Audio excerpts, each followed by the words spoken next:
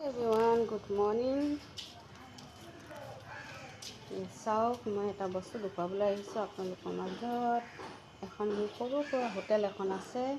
হোটেলখনত মই কি কি বস্তু বনাওঁ তাকে মই দেখুৱাবলৈ চেষ্টা কৰিছোঁ। আপোনালোকে নিশ্চয় গম পাইছে এইটো কি বস্তু, কাৰণ মই হোটেলত এইকেইটা বস্তুৱেই নহয় বহুত ধৰণৰ বস্তু বনাওঁ, কিন্তু আপোনালোকক বহুত বস্তু দেখুৱাই আছোঁ কি কি বনাওঁ।